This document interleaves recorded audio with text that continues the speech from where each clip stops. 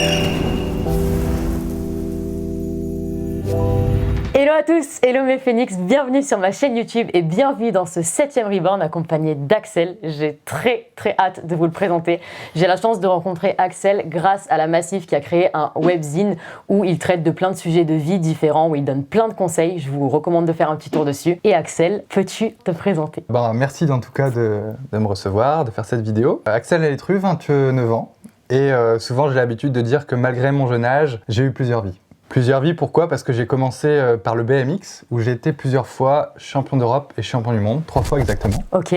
Donc dès mon plus jeune âge, déjà dans le sport de haut niveau. Ensuite, mon rêve était de devenir pilote professionnel, de motocross cette fois. J'ai passé un échelon supérieur parce que mes parents ne voulaient pas en fait que je fasse de la moto parce que j'étais trop jeune et c'était trop dangereux. D'accord. Voilà. Mais mon père m'avait dit, quand tu commences le vélo, il m'a dit si un jour tu es champion d'Europe ou champion du monde de BMX, tu pourras faire du motocross. C'est comme ça que j'ai pu avoir l'autorisation de faire du motocross. Ok. J'ai intégré les championnats de France, championnat d'Europe, chez les juniors. Je suis devenu vice-champion du monde junior de motocross. Wow. Et malheureusement, j'ai eu un accident le 27 juin 2010. D'accord. Qu'est-ce qui s'est passé? J'ai perdu l'usage de mes jambes sur le championnat du monde de motocross en Lettonie. Donc sur un grand prix où je me sentais pas à l'aise, un grand prix où déjà la veille lors des qualifications j'avais pas forcément mes marques, je me sentais pas bien. Et le lendemain, lors de la première manche, je suis parti sur les chapeaux de roue. Je tenais la 5e position, j'étais vraiment à l'aise, je me sentais vraiment bien. Et là, j'arrive sur cette fameuse bosse. Une bosse qui est difficile à négocier avec des ornières, des trous à chaque fois qui se forment à chaque tour. Et une bosse où voilà, j'ai pas envie de perdre une demi-seconde parce qu'à ce moment-là, pour moi, perdre une demi-seconde, c'est trop. La concurrence est derrière moi. Je sais que voilà, j'ai des enjeux. La pression je dois aussi, tenir voilà, cette 5e place.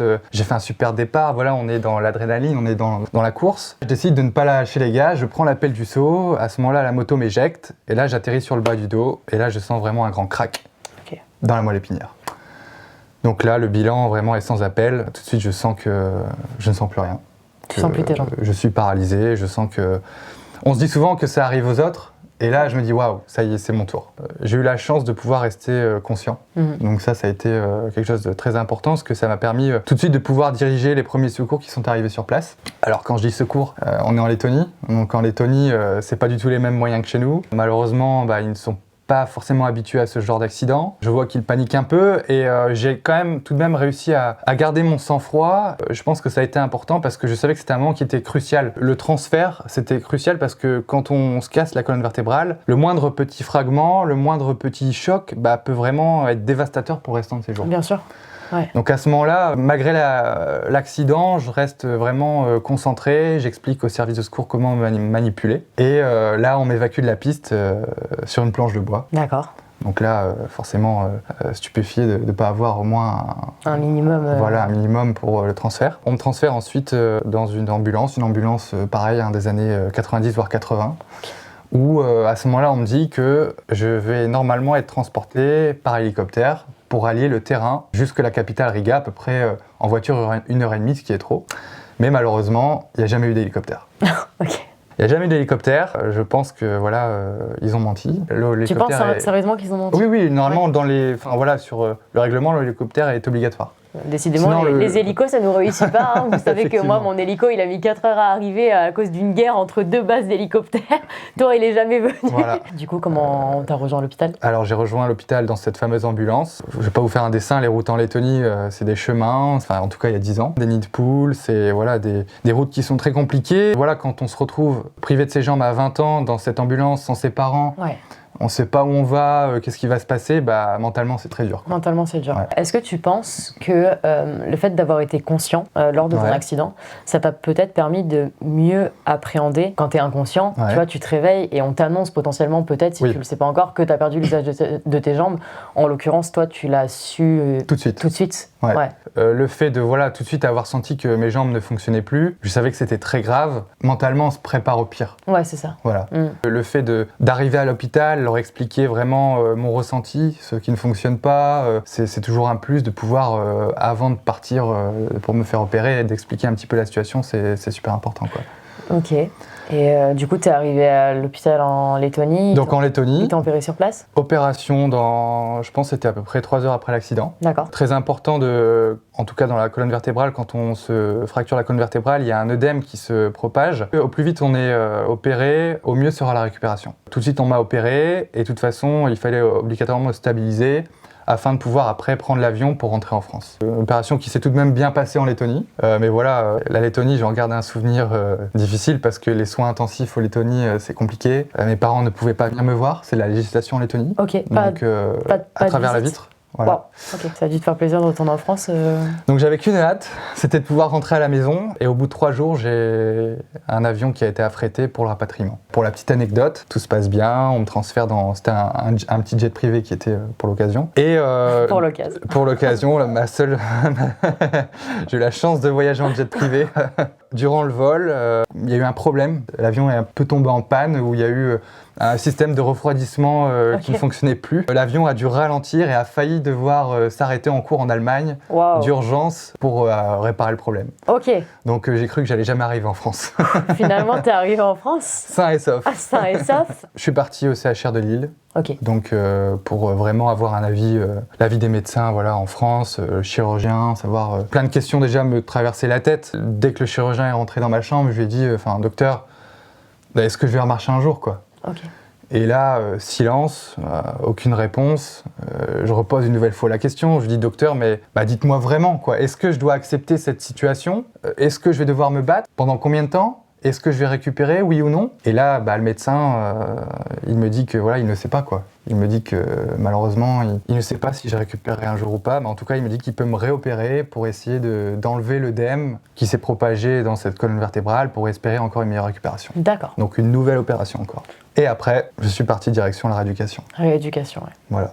Comment ça s'est passé pour toi, le centre de rééducation physique, avant de parler de rééducation mentale, parce que je pense que c'est le plus important pour moi, encore plus que le physique. En termes de rééducation physique, comment ça s'est passé? J'ai fait le choix déjà de prendre un centre de rééducation qui était à côté de chez mes parents, pas très loin, afin de pouvoir avoir cette proximité, pour avoir mes parents qui puissent me soutenir au quotidien. Quand je suis arrivé en rééducation, j'étais gonflé à bloc, motivé. Je m'étais dit, ok, j'ai perdu l'usage de mes jambes, mais je vais tout faire pour essayer de les récupérer. Là, j'ai fait ma première séance de rééducation où, dès mon arrivée, en fait, Gaëlle, ma kiné, me demande un premier exercice qui est de se mettre assis sur la table de kiné. Okay. Donc là, moi, je me dis, mais c'est pas ce que je veux travailler. Moi, je suis là pour travailler mes jambes, je suis là pour récupérer. Elle me dit, mets-toi sur cette table de kiné, on va déjà essayer. Donc là, j'essaye de me mettre sur cette table de kiné et là, je tombe.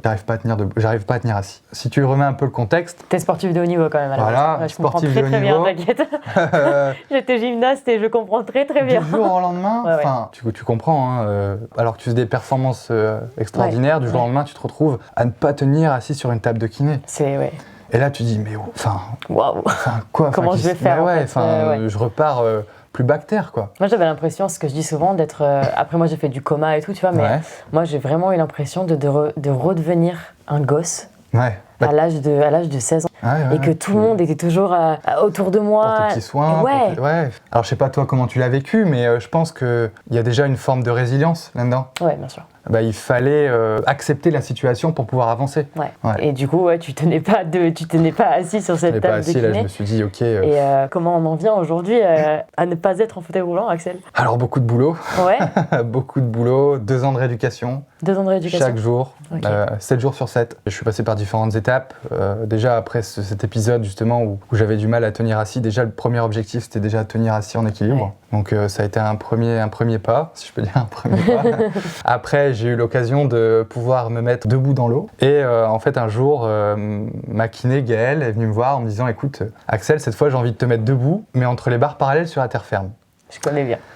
Et là, je lui ai dit, Gaëlle, est-ce que t'as conscience que j'ai perdu 80% de mes muscles? Ok, j'ai récupéré une partie de mes quadriceps, mais là, tu veux me mettre debout entre les barres parallèles sur la terre ferme? Et là, elle me dit, bah oui, je vais essayer. Et donc là, on a confectionné ce qu'on appelle des releveurs. Alors, je peux peut-être faire voir ce que c'est. Donc, les releveurs, ce qui me permet de pouvoir tenir ma cheville à 90 degrés. Ok. Donc, grâce à ça, en fait, j'ai réussi à, une première fois, me mettre debout entre les barres parallèles parce que ces releveurs font office de mes muscles du mollet. Donc, ça a été, une deuxième étape, puis ensuite un petit pas, puis un deuxième, puis un aller, puis un retour. Mais comment, enfin, Puis... je sais ce que j'ai ressenti Ouais. sans être paralysée. Du coup, je suis restée allongée pendant 3 mois. On m'a fait faire de la verticalisation attachée Ouais. sur un lit parce qu'il faut que le sang redescende. Enfin, Ouais. c'est passé par plein d'étapes. J'avais plus de muscles non plus. J'étais passée de 48 kilos à 32, donc j'étais hyper maigre. Ouais, voilà, tu vois. Et en fait, le jour où j'ai vraiment réussi à traverser les barres parallèles, Ouais. mais enfin, en fait, dans ma tête, c'était genre un feu d'artifice. Tu vois, j'étais là en mode putain, yes. C'était une Mais tu victoire. vois, on m'avait pas annoncé que j'étais paralysée. C'est ça, moi je me mets à ta place et je me dis putain, mais qu'est-ce qu'on ressent quand on t'annonce que tu aurais dû être paralysé, potentiellement peut-être à vie, et Ouais. que tu arrives à marcher. Plein d'émotions. Ouais. Personnellement, je me suis dit, ok, même si je vais pas plus loin, au moins déjà, je pourrais me remettre debout. Tu as récupéré une partie, tu veux toujours aller plus loin, C'est ça, c'est tu essayes de performer. Moi aussi, en tant que compétiteur, c'est ça, c'est la performance. Donc au quotidien, avec ma kiné, on travaillait. Je me suis dit, déjà, je me suis dit, mais quelle victoire! Et là, je me souviendrai toujours, je me suis levé, j'ai eu l'impression que la salle était toute petite. Je m'étais jamais levé dans cette salle. Et en fait, quand on voit le monde en fauteuil, quand on se met debout, on a l'impression que la salle est beaucoup plus petite. Donc j'ai eu vraiment cette impression. Et c'est des moments qui seront gravés à jamais, en tout cas. 2 ans de rééducation, 7 jours sur 7, t'as pas lâché. Ouais. Et Alors il y a eu des hauts et des bas. Il y a eu des hauts et des bas. Ouais. Il y a eu des moments compliqués où tu te dis est-ce que je dois encore me battre, est-ce que combien de temps encore je vais être en rééducation. Tu vois tes copains, tes amis venir en rééducation qui eux sont autonomes. viennent te voir pour te soutenir, mais forcément après quand ils sortent de là, eux ils ont leur vie, ils peuvent profiter de la jeunesse. En tout cas moi j'ai mon accident à 20 ans, que voilà t'es en plein dans l'adolescence. Dans l'adolescence, ouais. Et donc, au bout de 2 ans, j'ai réussi à la fin de passer cette porte du centre de rééducation en marchant sur mes 2 jambes avec des béquilles. Donc là, ça a été un dénouement. Ça a Ouais. été, alors j'ai eu des victoires dans le BMX, où j'étais champion d'Europe, champion dans le motocross, mais là, C'est ta plus je crois belle que ça a victoire. été la plus belle des victoires. Voilà. Ouais. Enfin, c'est quelque chose d'indescriptible. C'est une revanche sur la vie. C'est une revanche sur la vie, c'est se dire que 2 ans auparavant, je suis arrivé dans un lit d'hôpital. Enfin, je m'étais dit, juste me remettre debout, ça sera une victoire. Et là, juste marcher, je me suis dit, mais c'est plus qu'une victoire, quoi. Et les médecins m'avaient prédit un fauteuil à vie. Le contexte était compliqué parce que j'avais pas forcément tout le soutien que je souhaitais. Je comprends. J'avais heureusement mes parents qui étaient là au quotidien positifs. Donc ça, c'était très important. Et en rééducation, souvent, ce que je dis dans mes conférences, c'est qu'il y a un climat qui est anxiogène. Voilà, on a tous un handicap, plus ou moins lourd. Au quotidien, on est 7 jours sur 7 ensemble. On mange le midi ensemble, le soir, on se voit en rééducation. On fait des jeux ensemble. Et au bout d'un moment, ces gens qui sont négatifs au quotidien, qui ne progressent pas forcément, ont un peu envie de se raccrocher à quelqu'un en se disant, ils essayent à chaque fois de briser un peu nos rêves. Moi, je disais, voilà, je veux remarcher, je veux encore progresser. À chaque fois, les gens me disaient, mais Axel, mais arrête, quoi, fais le deuil, accepte. Je devais un peu m'isoler finalement dans ma chambre, seul, pour pouvoir continuer à croire en mon objectif. Aujourd'hui, comment tu te sers de ce qui t'est arrivé pour créer de nouvelles choses? De différentes manières. Ouais. J'ai été un sportif de niveau dans le motocross, dans le BMX, j'ai appris beaucoup de choses. Ouais. Mais aujourd'hui, l'accident m'a permis de pouvoir avoir un autre angle sur la vie. Un angle que peut-être je n'aurais jamais eu. Alors est-ce que c'est une chance? Je ne sais pas. Moi, je le considère comme une chance pour moi. Mais j'ai un slogan où je dis souvent un échec, un accident ne serait-ce pas la chance de notre vie. Très joliment dit. Donc aujourd'hui, voilà, je vois la vie autrement et je pense avoir conscience du bonheur au quotidien que je n'aurais peut-être pas eu avant. Et je pense que tout ça, cet accident m'a permis aujourd'hui aller trouver ce bonheur dans les choses simples. Moi, mon slogan, c'est « Avant, j'avais tout, Ouais, mais aujourd'hui, j'ai encore plus bah oui. ». Et les deux se rejoignent plutôt bien, je trouve. Est-ce que, je sais pas toi, est-ce que par exemple, avant ce qui t'est arrivé, tu avais cette vision de vie en tout cas? Non. Non? Ça m'a... Ou un petit peu ou pas du tout? Moi, j'ai toujours été quelqu'un de... Enfin, en général, quelqu'un de très généreuse et qui aime donner, qui aime aider les gens. Ça, j'ai toujours été comme ça. Et après, je pense que l'accident a tout démultiplié, en fait. Ouais. Voilà. Et j'ai besoin, en fait, aujourd'hui, de créer des choses qui ont du sens, je pense, pour me sentir vivre encore plus que ce que je vivais avant. Et je pense que quand tu frôles la mort, t'as besoin, aujourd'hui, de vivre puissance 10, s'il le faut, et de vivre 10 000 vies en même temps, pour être sûr, enfin moi je sais qu'aujourd'hui c'est ça, c'est que pour être sûr que si demain, déjà de rien louper, et là si demain je dois partir, qu'il y a un accident, il y a quelque chose, on va dire du bois là, c'est bon, une fois pas deux, mais dans l'idée, je sais que j'aurais créé des choses qui m'auront fait vibrer et je veux rien louper de cette vie, quoi. Alors après, dans la moto, j'en avais un petit peu conscience moi, parce que voilà, c'est un sport extrême.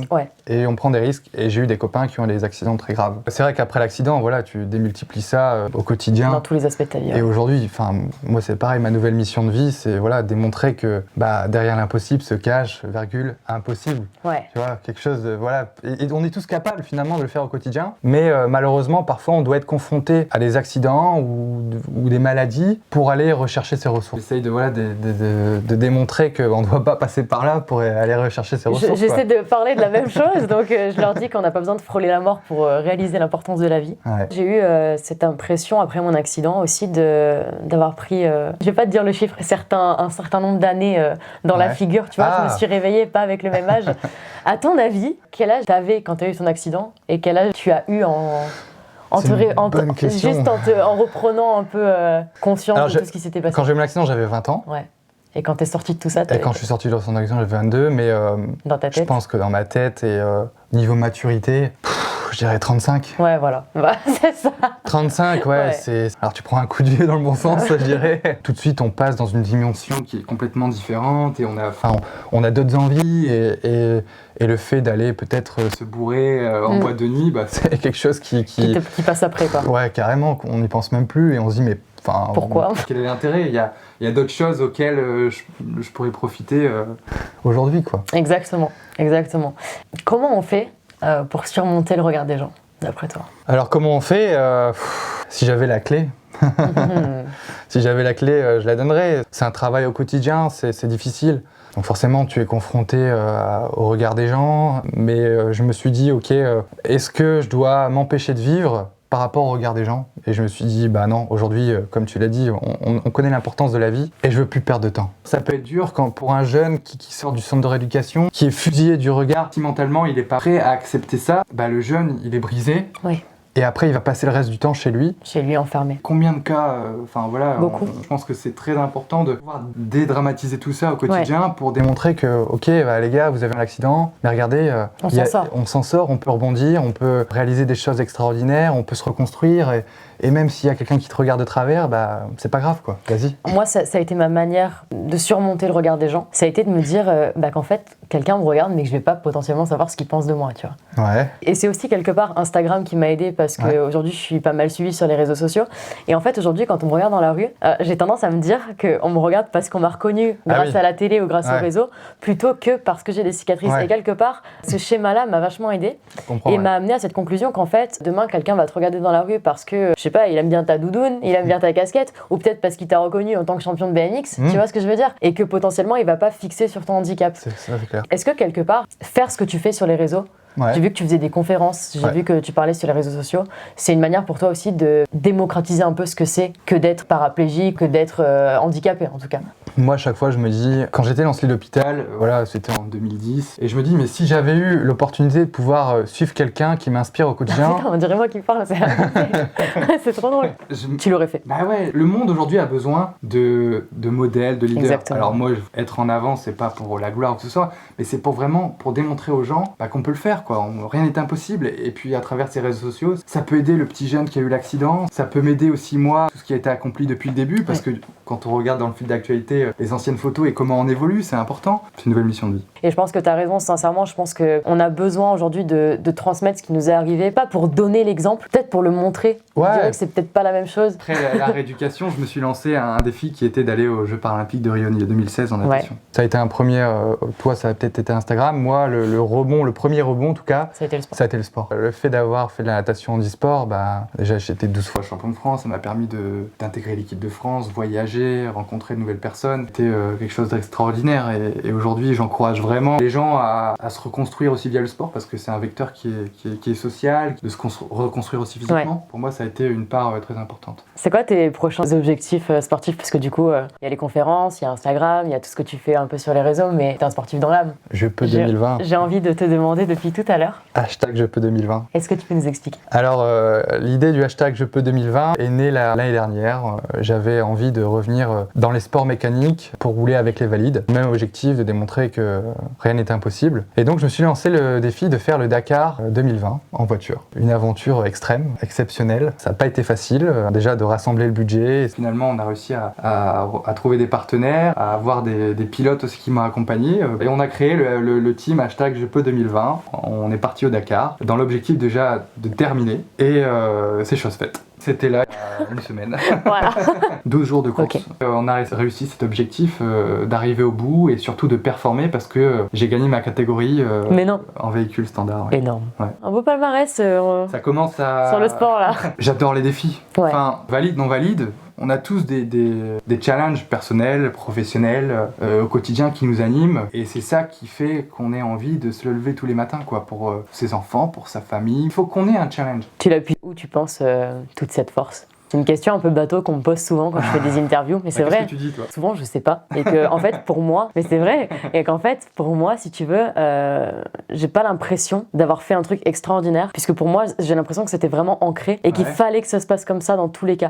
Un peu comme si c'était mon destin et qu'il fallait que le 12 février, j'ai mon accident. Je me dis, en fait, j'ai l'impression que c'était inné, que c'était en moi. Alors moi, souvent, les gens me disent, oui, c'est parce que t'es sportif de haut niveau. Je pense que quand on est confronté à une telle tragédie, on est obligé d'aller rechercher ses ressources, quoi. Je pense que ouais, c'est puiser dans le plus profond. Et tout le monde est capable de le faire, hein. On est tous capables de le réaliser, mais quand on a un accident, on est obligé, on n'a pas le choix. Qu'est-ce que tu dirais aux personnes en ce moment qui peuvent avoir subi un accident, qui peuvent être dans un lit d'hôpital ou pas du tout? Parce que en fait, moi je dis souvent qu'on a tous nos combats à différentes échelles. Ça peut être des accidents, ça peut être des maladies, mais il y a des personnes qui vont plus souffrir d'une rupture que d'un potentiel accident. Et on a le droit. Bien sûr. Ouais. Et qu'est-ce que tu dirais là, par exemple, à une personne qui est pas bien et qui a besoin, tu vois, d'un petit coup de boost? On a tous des moments difficiles, des moments compliqués, des hauts, des bas, mais la vie continue, il y a encore tellement de belles choses. La vie ne s'arrête pas après une défaite ou un accident, on peut encore se reconstruire, on peut profiter de cette vie, et la vie est tellement courte, ça sert à rien de vivre dans la rancœur. Quoi, se ronger en pensant au passé? Pensez au futur, pensez à ce que vous pouvez entreprendre, vos objectifs, aller de l'avant, on peut le faire, quoi. C'est facile à dire comme ça. Tu l'as fait quand même. Ouais, je l'ai fait, mais je suis pas un extraterrestre, mais ce qui est important, c'est de se prendre en main en se disant, ok, là maintenant stop, il faut y aller. Question que je pose souvent dans les reborns et que j'ai envie de te poser. Qu'est-ce que tu dirais au Axel d'il y a 10 ans? Et je dirais à cet Axel que la vie est courte et qu'il faut profiter de l'instant présent. Quand j'ai eu mes titres, par exemple, je gagnais et hop, on pensait au futur. On était tout de suite une nouvelle course, un nouveau pays, etc. Je profitais pas de cette victoire. Et aujourd'hui encore, même si j'ai eu un accident, tout ça, parfois je me rappelle moi-même à l'ordre en me disant que il faut vivre dans l'instant présent et profiter de chaque instant, quoi. J'ai expérimenté la visualisation. Ouais. Alors je sais pas si toi tu l'as utilisé ou pas. Dis-moi. J'ai appliqué cette technique de la visualisation où tous les jours j'essayais de me projeter dans le futur en me voyant debout, en marchant. Alors j'étais paralysé, je sentais aucune sensation dans les jambes, mais à chaque fois j'essayais de me projeter dans le futur en voyant un Axel qui marche sur la plage, qui ressente les sensations du sable sous les pieds, cette sensation de courir. Tous les jours j'essayais de visualiser ça en essayant de m'imprégner de cette image qui était finalement presque comme réelle. Alors cette image, j'essayais vraiment de l'inculquer au plus profond de moi. Je travaillais sur des moments de somnolence, des moments de relaxation. J'essayais vraiment de travailler mentalement. Et j'arrivais à procurer des émotions qui me permettaient de pouvoir ressentir un peu cette liberté de me remettre debout. Alors une technique que vraiment j'ai poussée à son maximum, une technique que j'ai adaptée à la rééducation pour mon handicap, mais une technique que toute personne lambda peut utiliser pour trouver l'amour de ses rêves, j'en sais rien, pour tout, quoi. Le positif attire le positif. Quand tu vas essayer de tirer le positif déjà de ce qui t'arrive, j'ai l'impression qu'en fait il y a juste tout qui s'aligne. Il n'y a personne d'autre qui est capable de savoir jusqu'où vous pouvez aller. En fait, la vérité, c'est que même nous, des fois, on ne sait pas. La vie en vaut la peine. Et on a l'exemple concret juste là. Merci Axel, vraiment du fond du cœur pour cette vidéo, pour ce super beau témoignage. Je vous remets tous les réseaux d'Axel juste là. Merci encore à la Massif d'avoir organisé cette rencontre avec Axel. Axel, d'ailleurs, tu as écrit un article sur l'essentiel pour la Massif. Exactement, où je parle de comment surmonter les épreuves de la vie au quotidien, qui j'espère pourra inspirer. Vous pouvez retrouver l'article d'Axel juste là. Moi, je vous fais de très gros bisous. Je vous dis à très vite pour une prochaine vidéo et un prochain Reborn. Ciao, ciao.